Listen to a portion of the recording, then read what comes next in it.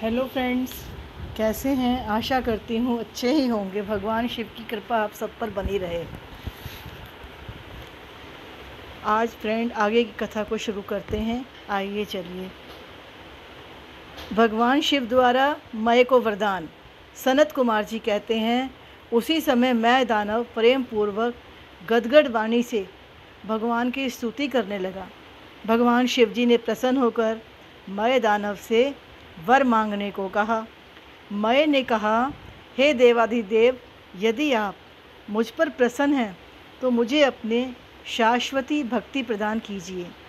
मुझ में कभी भी असुर भाव ना रहे। हे नाथ, मैं आपके शुभ भजन में मगन रहूं। भगवान महेश्वर प्रसन्न होकर बोले, तुम मेरी आज्ञा से अपने परिवार सहित स्वर्ग लोक से भी मनोहर वित्तल लोक को जाओ और वहाँ निर्भय होकर रहो। मय ने भगवान की इस आज्ञा को स्वीकार कर लिया और सबको प्रणाम कर कर वह वित्तल लोक को चला गया। व्यास जी कहते हैं, हे ब्राह्मण, मैंने सुना है कि पूर्व काल में प्रभु शंकर जी ने महादैत्य जलंधर का वध किया था। आप शंकर जी के उस चरित्र को सुनाने की कृपा करें। व्यास जी द्वारा इस प्रकार पूछे जाने पर महामुनि सनत कुमार जी ने पूरी कथा सुनाई कि एक बार बृहस्पति तथा इंद्र शंकर जी का दर्शन करने के लिए कैलाश को गए। भगवान शंकर उनके ज्ञान की परीक्षा लेने के लिए भयंकर पुरुष का रूप धारण करके मार्ग में स्थित हो गए। इंद्र जो थे उन्हें पहचान नहीं सके और उनको देखकर क्रोधित हुए। भगवान शंकर ने भी क्रोधित होकर उन्हें जलाने के लिए अपने नेत्रों से एक प्रज्वलित तेज उत्पन्न किया। बृहस्पति अपनी बुद्धि से भगवान शंकर को पहचान कर उनकी स्तुति करने लगे और इंद्र को भी उनके चरणों पर गिराया। तब प्रसन्न होकर इंद्र की रक्षा करते हुए उन्होंने उस अग्नि को समुद्र में फेंक दिया। समुद्र में फेंका हुआ वह तेज शीघ्र ही बालक रूप हो गया। वह बालक गंगा सागर के संगम पर स्थित होकर बड़े ऊंचे स्वर में रोने लगा। उसके रोने से सभी लोग जो लोग थे वो व्याकुल हो गए। सारे देवता ब्रह्मा जी की शरण में गए। ब्रह्मा जी ने उस बालक के विषय में समुद्र से पूछा। उसी समय उस बालक ने ब्रह्मा जी का कंठ पकड़ लिया। ब्रह्मा जी ने किसी प्रकार अपना गला बड़ी मुश्किल से छुड़ाया, परंतु उनकी आंखों से आंसू आ गए। समुद्र के कहने पर उस बालक का जात कोक्त फल ब्रह्मा जी ने सुनाया। ब्रह्मा जी ने कहा, इसने मेरे नेत्रों से निकले हुए जल को धारण किया है, इसलिए इसका नाम जलंधर होगा। यह बालक समस्त दैत्यों का अधिपति होगा। रुद्र को छोड़कर यह सभी प्राणियों से अवध्य होगा। इसके अनंतर सागर के अनुरोध पर असुर कालनेमी ने अपनी पुत्री वृंदा का विवाह जलंधर से कर दिया। देवताओं द्वारा छल पूर्वक समुद्र मंथन एवं अमृत पान आदि की बातें सुनकर जलंधर अत्यधिक क्रोधित हो गया और स्वर्ग पहुंचकर उसने इंद्र सहित सभी देवताओं को जीत लिया और अमरावतीपुरी पर अपना अधिकार कर लिया। देवताओं को भागते हुए देखकर भगवान ऋषिकेश विष्णु गरुड़ पर सवार होकर जलंधर से भयंकर युद्ध करने लगे। उस दैत्य से बहुत देर तक युद्ध करते हुए विष्णु विस्मित हो गए और प्रसन्न होकर उसे वरदान देने लगे। जलंधर धर्मानुसार शासन करने लगा। देवतागण संत्रस्त होकर भगवान शंकर के पास गए और अपनी रक्षा की प्रार्थना करने लगे। यह निश्चय हुआ कि जलंधर की पत्नी वृंदा का पातिव्रत्य जब तक नष्ट नहीं होगा तब तक जलंधर की मृत्यु संभव नहीं है। भगवान विष्णु ने पार्वती की प्रेरणा से वृंदा का पतिव्रत नष्ट किया।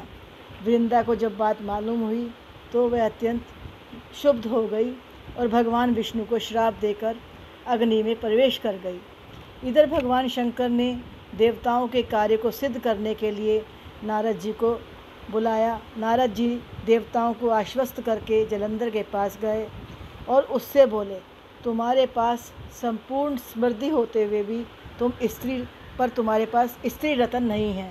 जलंधर के पूछने पर नारद जी ने बताया, कैलाश पर्वत पर विश्व मोहिनी पार्वती हैं जो बहुत सुंदर हैं। जलंधर ने अपना एक दूत भेजा। उसकी भगवान शिव से वार्ता हुई। उसकी बात से भगवान शंकर अत्यंत क्रोधित हो गए। उसके बाद भगवान शंकर का जलंधर से घोर युद्ध हुआ। भगवान शंकर द्वारा धराशायी होकर वह मृत्यु को प्राप्त हुआ।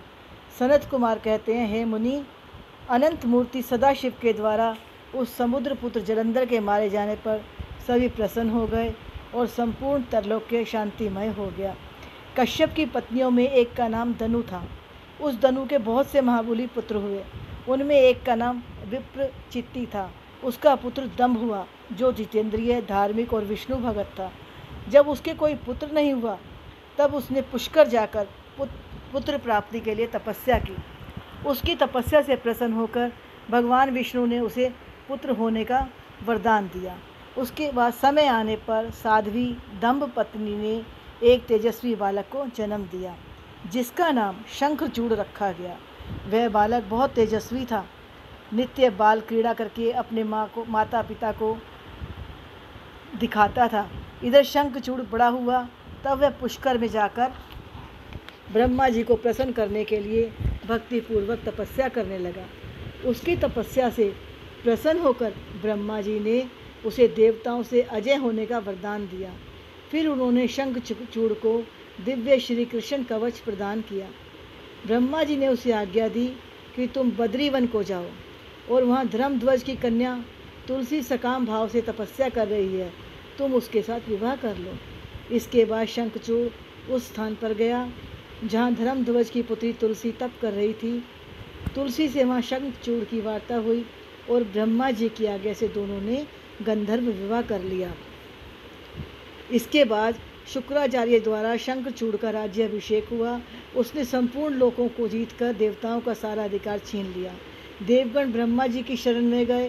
ब्रह्मा जी सब देवताओं के साथ भगवान विष्णु की स्तुति करने लगे। भगवान विष्णु ने कहा, कमल योनि, मैं शंखचूड़ का सारा वृत्तांत जानता हूँ। पूर्व जन्म में मैं गोप था। गोलोक में मेरे ही रूप श्री कृष्ण रहते हैं। वही गोप इस समय शंभु की इस लीला से मोहित होकर शापवश अपने को दुख देने वाली दानवी योनि को प्राप्त हो गया है। श्री कृष्ण ने पहले से ही रुद्र के त्रिशूल से इसकी मृत्यु निर्धारित कर दी है। ऐसा जानकर तुम्हें भय नहीं करना चाहिए। ये कहकर ब्रह्मा सहित विष्णु शिवलोक को गए और भगवान शंकर की स्तुति करते हुए बोले, हे दीनबंधु, हम दीनों की रक्षा करो। श्री शंकर ने सबको आश्वस्त करते हुए कहा, हे देवगण, तुम लोग अपने अपने स्थान को लौट जाओ। मैं निश्चय ही शंखचूड़ का वध कर डालूंगा। महेश्वर के इस वचन को सुनकर समस्त देवताओं को परम आनंद प्राप्त हुआ। और इधर उन महारुद्र ने गंधर्वराज चित्ररथ को दूत बनाकर शंखचूड़ के पास भेजा, परंतु शंखचूड़ ने कहा कि महेश्वर के साथ युद्ध कर किए बिना ना तो मैं राज्य ही वापस दूंगा और ना ही अधिकारियों को लौटाऊंगा। शिवदूत पुष्पदंत ने लौटकर अपने स्वामी महेश्वर को शंखचूड़ की सारी बातें बताई। भगवान रुद्र ने अपनी सेना के साथ युद्ध के लिए प्रस्थान किया। इधर शंखचूड़ ने महल के भीतर जाकर अपनी पत्नी तुलसी सारी वार्ता सुनाई और युद्ध में जाने से पहले उसे ढांढस बताया। दानवराज ने कवच धारण करके अपनी सेना के साथ युद्ध के लिए प्रस्थान किया। घोर युद्ध प्रारंभ हुआ। उसी समय आकाशवाणी हुई, जब तक इस शंखचूड़ के हाथ में श्री हरि का परम उग्र कवच वर्तमान रहेगा, इसकी पतिव्रता पत्नी का सतीत्व अखंडित रहेगा, तब तक इस पर जरा और मृत्यु अपना प्रभाव नहीं डाल सकेंगे। हे जगदीश्वर शंकर, ब्रह्मा के इस वचन को सत्य कीजिए। शिव जी ने उस आकाशवाणी को सुनकर उसे स्वीकार कर लिया और विष्णु को इस कार्य के लिए प्रेरित किया। मायावियों में भी श्रेष्ठ मायावी भगवान विष्णु ने एक वृद्ध ब्राह्मण का वेश धारण करके शंखचूड़ से भिक्षा रूप में कवच मांग लिया। फिर शंखचूड़ का रूप धारण करके तुलसी के पास पहुंचकर सबके आत्मा एवं तुलसी के नित्य स्वामी श्री हरि ने शंखचूड़ रूप से उसके शील का हरण कर लिया। उसके बाद भगवान विष्णु ने शंभु से अपनी सारी बातें सुनाई। तब शिव जी ने शंखचूड़ के वध के निमित्त अपना उद्युक्त त्रिशूल शंखचूड़ के ऊपर छोड़ा, जिसने उसी क्षण उसे राख की ढेरी बना दिया। शिव जी के ऊपर पुष्पों की वर्षा होने लगी। ब्रह्मा, विष्णु, इंद्र आदि सभी देवता और मुनिगण उनकी प्रशंसा करने लगे। शंखचूड़ भी शिव जी की कृपा से शाप मुक्त हो गया और उसे अपने पूर्व रूप की प्राप्ति हो गई। शंखचूड़ की हड्डियों से शंख जाति का प्रादुर्भाव हुआ। इस शंख का जल शंकर के अतिरिक्त समस्त देवताओं के लिए प्रशस्त माना जाता है। उस समय जगत में चारों ओर परम शांति छा गई। फ्रेंड्स, आपको ये शिव पुराण की कथा अच्छी लगी हो तो इसे अधिक से अधिक मात्रा में शेयर कीजिए, लाइक कीजिए, सब्सक्राइब कीजिए। ओम हर हर महादेव शंभु।